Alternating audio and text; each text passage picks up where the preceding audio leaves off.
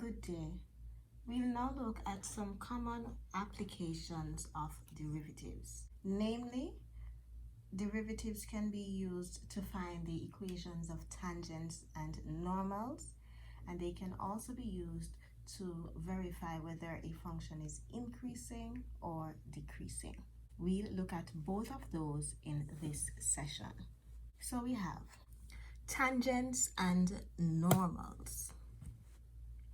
The tangent, as you see here, is a straight line that touches a curve at one point. This particular tangent is touching the curve here at point P. This line is perpendicular or forms a 90-degree angle with that tangent, and it is called the normal. It reads, the gradient of the point P on the curve y equals f of x is equal to the gradient of the tangent. The normal is perpendicular to the tangent. Therefore, when the gradient of the tangent is f prime x, the gradient of the normal will be the negative reciprocal, which is negative 1 over f prime x. Let's look at an example. Find the equation of the tangent and normal to the curve y equals x cubed minus 3 at point A with coordinates 2, 5. Now, we have the equation of the curve, which is x cubed minus 3. And when we differentiate it, we end up with dy dx equals 3x squared.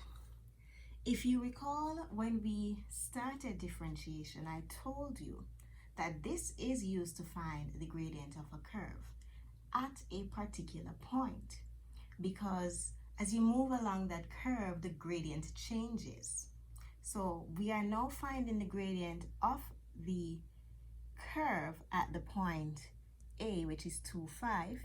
And the statement, it did say that the gradient of the curve is the same as the gradient of the tangent.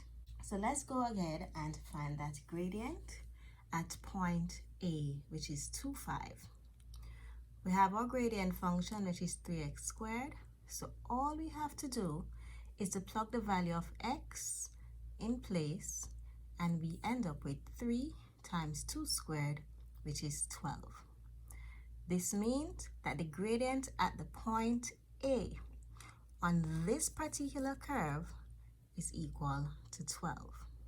Now the question wants us to find the equation of the tangent. And if you recall from fifth form, perhaps, there is a formula for the equation of a straight line, which is y minus y1 equals m times x minus x1.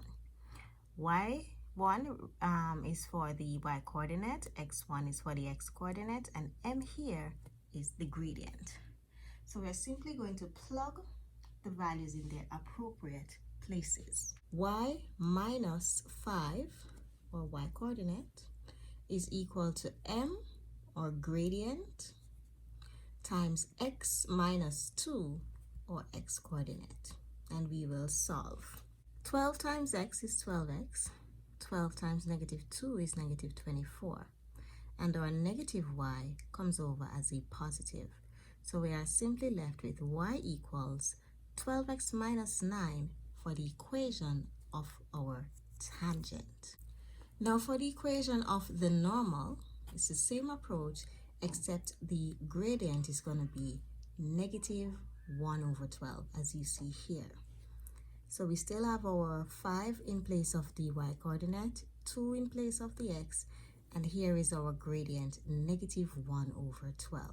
The statement did say that the gradient of the normal will be the negative reciprocal of that of the tangent. Continuing, when we expand, negative 12 times x is negative 112x, or negative x over 12. Negative 1 over 12 times negative 2 will be a positive 2 over 12. And our negative 5 comes over and gets added. Now these fractions are all being added, so we need an LCM. That's the reason why I left this as 2 over 12 and did not break it down to 1 over 6. So the LCM is 12. 12 into 12 is 1. 1 times negative x is negative x. 12 into 12 is 1. 1 times 2 is 2. 1 into 12 is 12. And 5 times 12 is 60. So now we have y is equal to minus x plus 62. Now, since we have an equal sign, we can easily cross multiply. So this y gets multiplied with this 12, giving us a 12y equals minus x plus 62. Same thing as 62 minus x. The second question says, the gradient to the curve y equals ax squared plus b at the point 2, 11 is 8.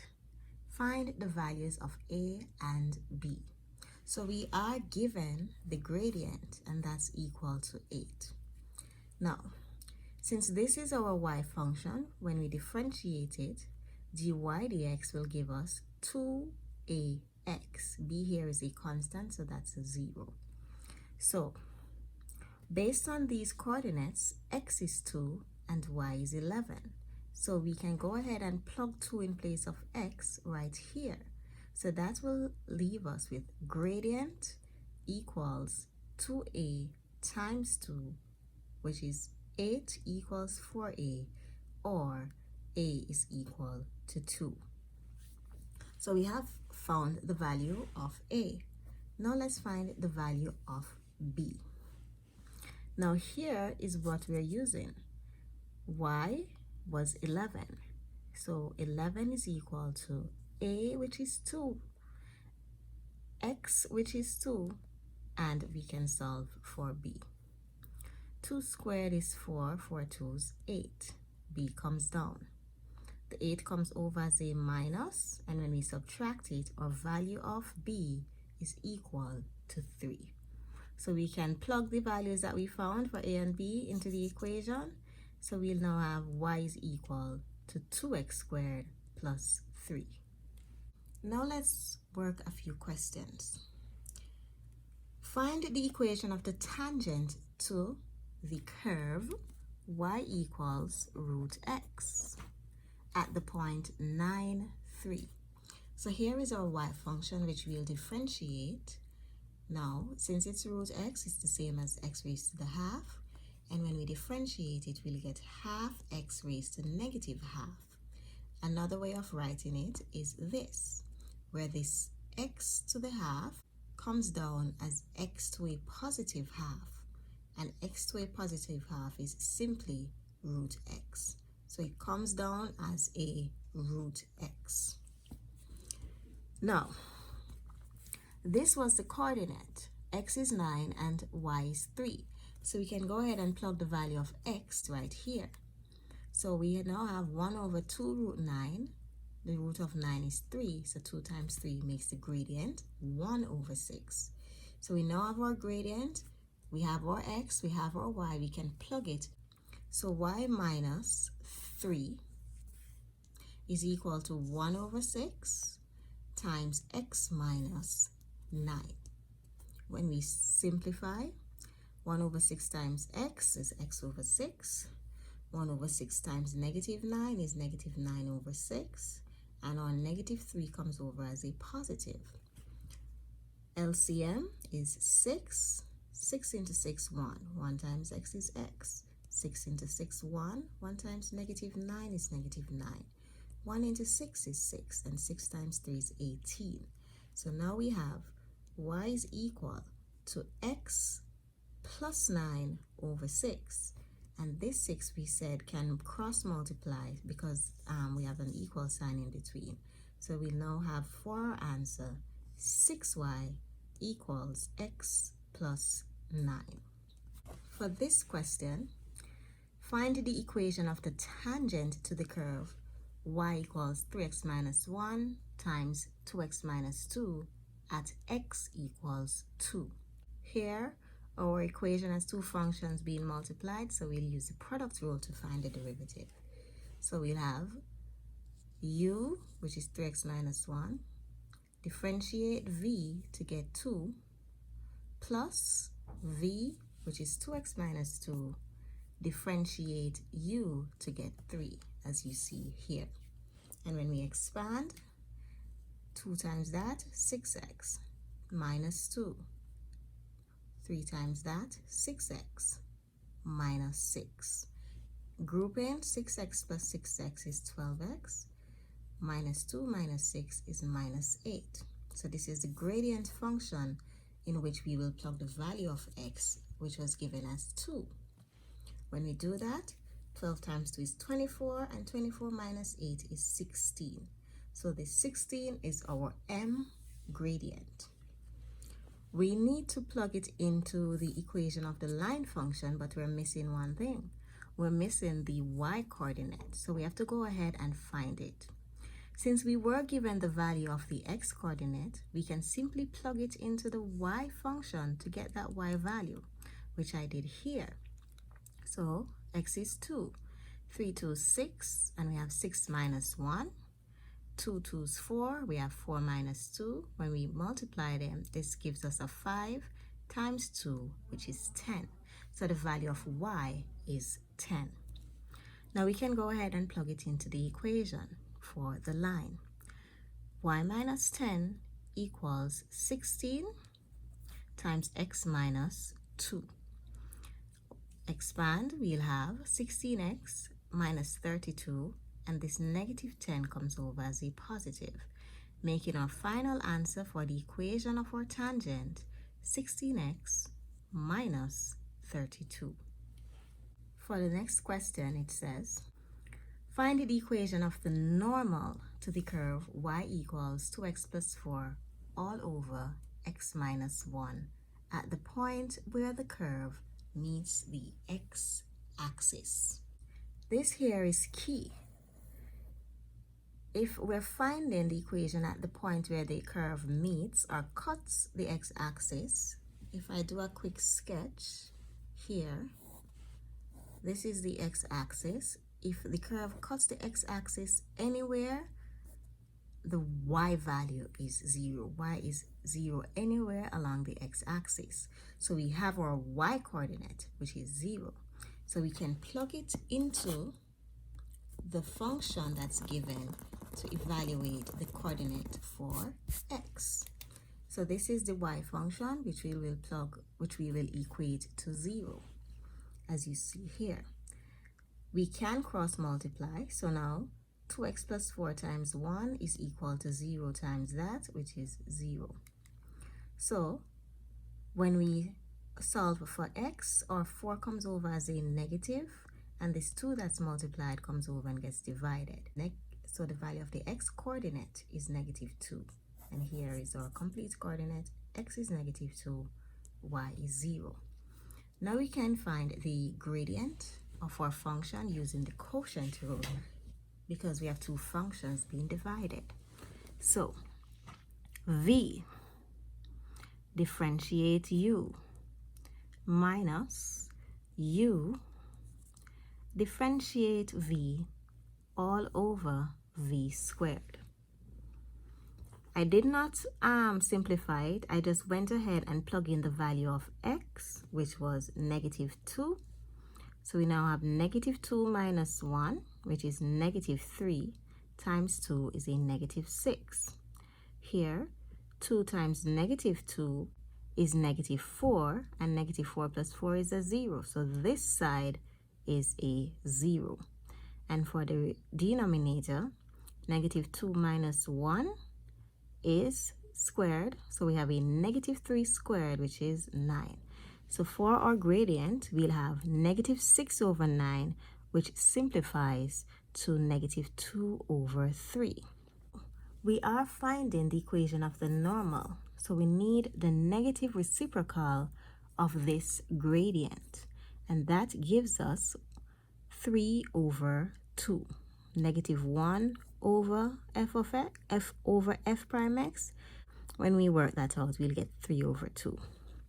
So now for the equation, y minus coordinate 0 is equal to m, which is 3 over 2, times x minus the coordinate negative 2.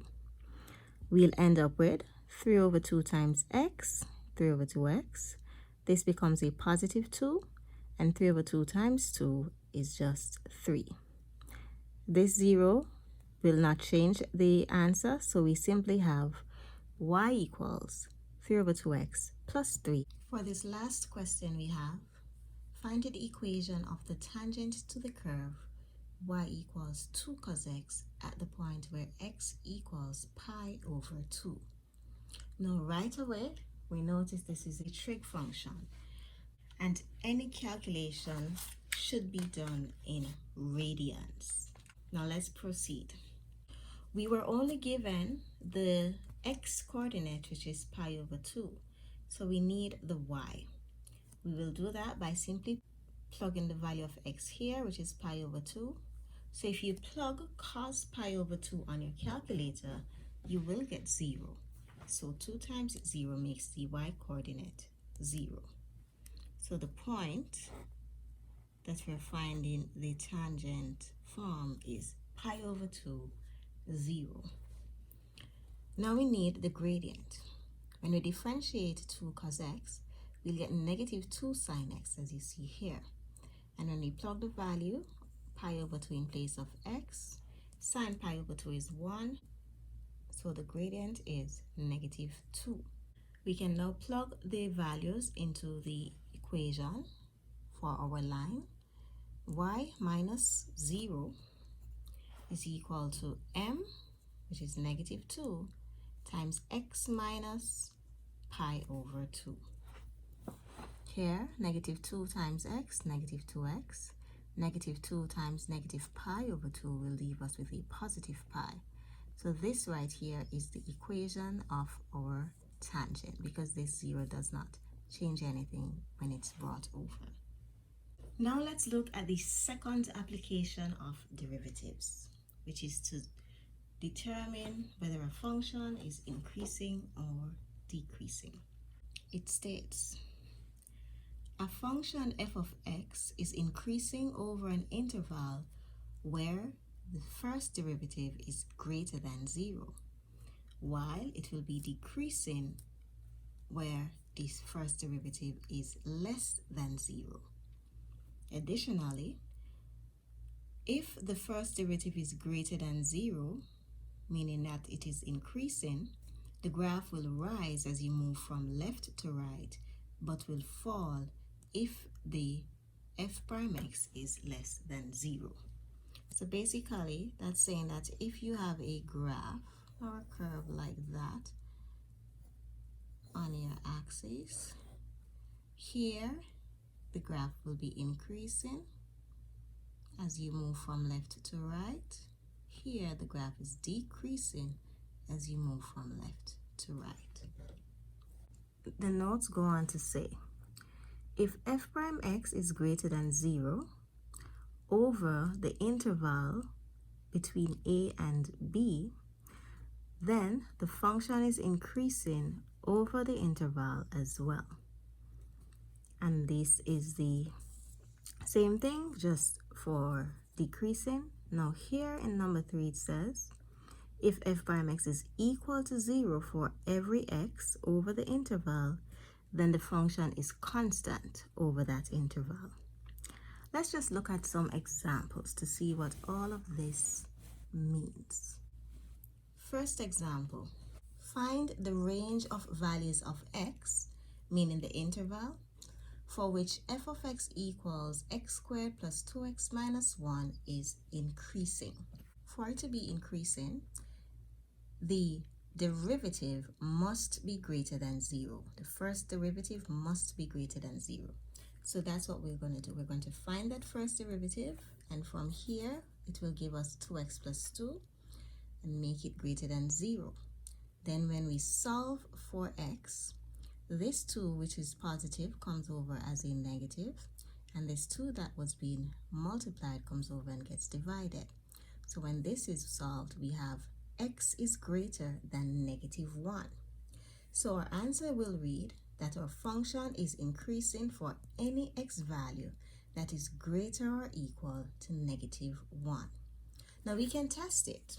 We can plug any value that's greater than -1 into your derivative function to see if it gives you a value greater than 0. So this is our gradient function. So a value that's greater than -1, let's choose 0. So 2 times 0 is 0, and 0 plus 2 is 2. 2 is in fact greater than -1, so this statement has been supported. Let's look at number 2. Find the interval for which f of x equals x cubed minus 2x squared plus 5 is increasing. Let's differentiate. That gives us 3x squared minus 4x, as you see here. For it to be increasing, we need to make our gradient greater than 0. When we're solving for x, we can factor out that x that's common to be left with 3x minus 4 in bracket. And these are now the factors that will be greater than 0, so I separated. So we have x greater than 0 and 3x minus 4 greater than 0. So here, x will be greater than, this comes over as a positive 4, this 3 comes over and gets divided. So these are the two critical points that we're working with to find the interval for which the function is increasing, 0 and 4/3. Now in our previous question, we only had one critical value, so that was easy for us to get the range. For this one, we have to test to see where exactly is the function going to be increasing, meaning where is the derivative going to be greater than 0, as you see here. Now if I draw a number line just for reference, we have 0 and 4/3. 4/3 is 1 1/3. Okay, so 0, -1, +1, and 2. 1 1/3 is somewhere here. I'm gonna put it down. Cool. Now we need to test each interval to the left and right of our critical values 0 and 4/3. So for 0, we need a value, not all, we need a value that will fall to the left of 0. I chose -1 because it's to the left. When I plug -1 into the gradient function, if it's greater than 0, then it will be a part of the range. When I do that, 3 times -1 is -3. -3 minus 4 is -7. And -7 times -1 gives us a positive. Once we get a positive value, it is greater than 0, so it will fall in the interval. Now let's test a value that's going to be between our 0 and our 4/3. This time I chose +1. Let's test it. 3 times 1 is 3. 3 minus 4 is -1. -1 times 1 is -1. Since it's negative, it is not greater than 0, so it cannot be a part of the interval where the function is increasing. Now let's test the values that will fall on this end, meaning let's test a value that will be greater than 4/3. I chose 2. So I'm plugging 2.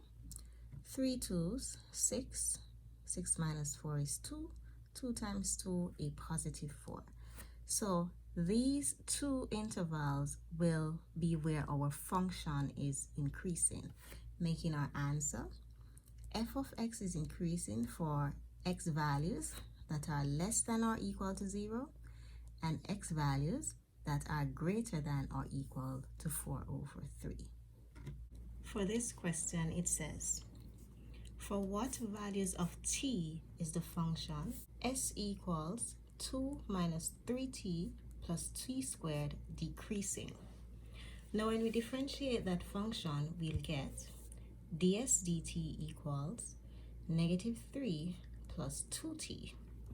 And since we want to find out where the function is decreasing, we'll make that derivative less than 0. When solving for t, our negative 3 comes over as a positive, and this 2 that was being multiplied comes over and gets divided.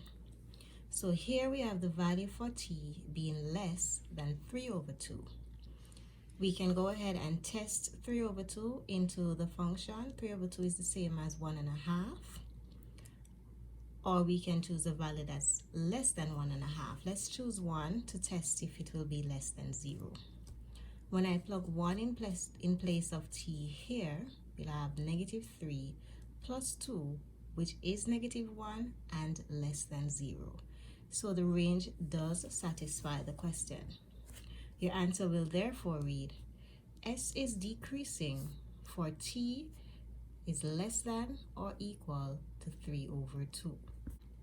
For the next question, it says, in what interval must t lie when the function x equals t to the power of 4 minus t squared is decreasing? We'll first differentiate this function to get 4t cubed minus 2t, and we will make it less than 0 since we want to find where the interval is decreasing. Here we will solve for t by factoring out a 2t that's common, and be left with 2t squared minus 1 in bracket. We will then make each of these less than 0 and solve for t. Here, when 2t is less than 0, t is simply less than 0. On this side, when 2t squared minus 1 is less than 0, we have to first bring our negative 1 over to make it positive, and this 2 comes over and gets divided. So here we will have t squared is less than a half. We do not want t squared, what we want is t. So to get rid of the squared, we'll find the square root. And anything that's done on one side of the equation has to be done to the other. So when we square root t squared, we're left with t, and the square root of our half gives us a positive and a negative 1 over root 2, because the root of any value is always its positive and negative. Now for us to find the range that will make the function decreasing, we have to test to the left and right of these critical values. I'm going to do a sketch of a number line so you have an idea of where each value will fall. Now we have 0. We have positive 1 over root 2. Now that works out to approximately 0.7. So I'm going to put 1 there and then 0.7 in the middle here. Negative 1 over root 2 will be negative 0.7. And I'm going to put a negative 1 here. Now let's test to the left and right of these critical values. We need a value that will fall to the left of negative 1 over root 2. Let's choose negative 1 and plug it to see if we'll get a value that's less than 0.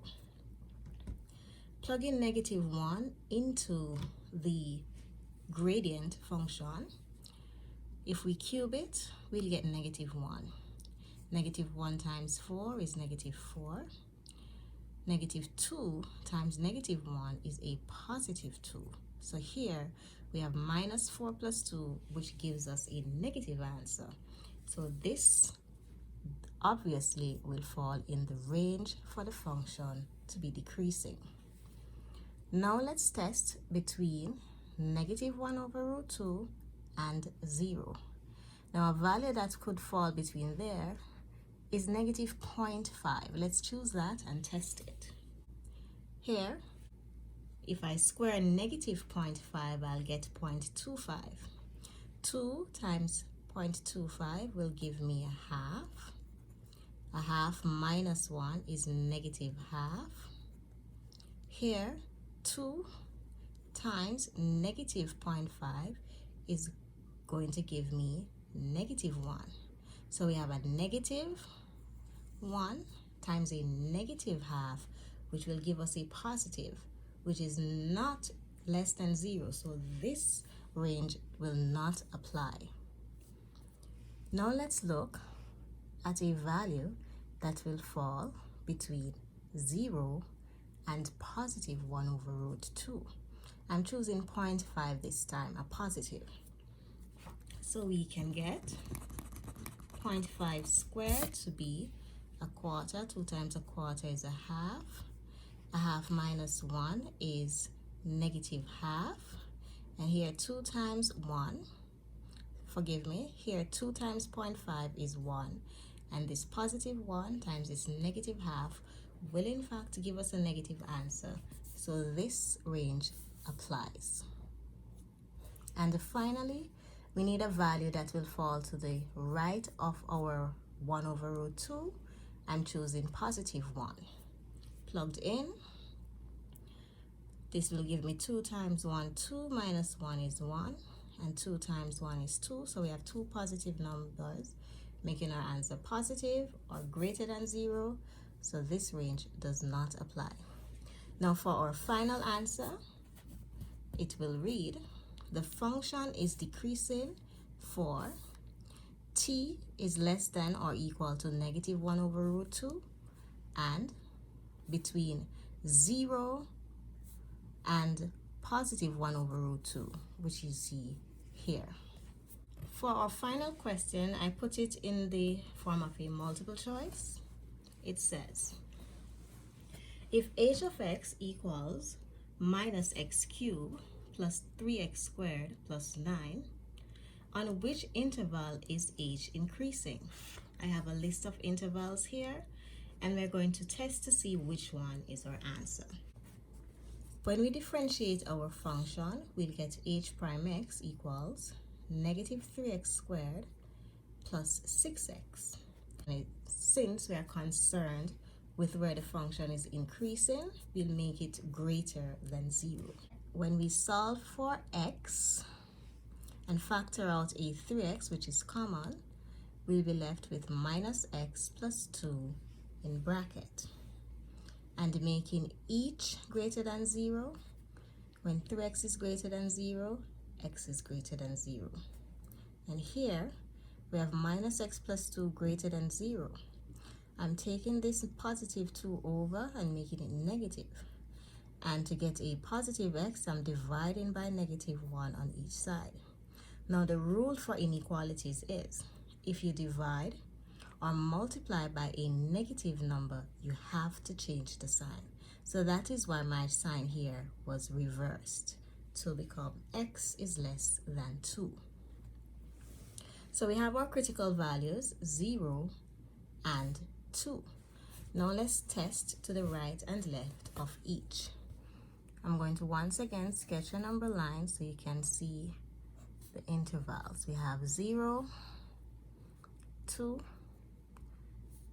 and let's put a negative 2 here. So for the 0, we need a value that will fall on the left. I'm choosing one that's close. So I'm going to choose negative 1 and plug it in. So here, this becomes positive 1 minus minus 1, that's a positive 1.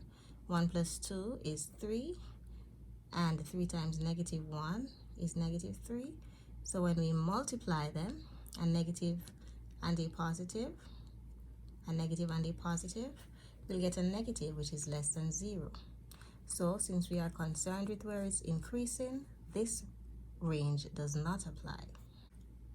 Choosing a value between 0 and 2, I'm going to choose positive 1 and test once more. If I square 1, I will get 1, of course. Multiplied with that gives me a negative 3, and 6 times 1 is 6. So here, minus 3 plus 6 is a positive 3, which is greater than 0, making this range applicable. Lastly, we need a value that will fall to the right of 2, and I'm choosing 3. Plugging it into the gradient, I will have 3 squared is 9. 9 times negative 3, negative 27. 6 times 3 is 18. And so we have minus 27 plus 18, which is a negative. So this range does not apply.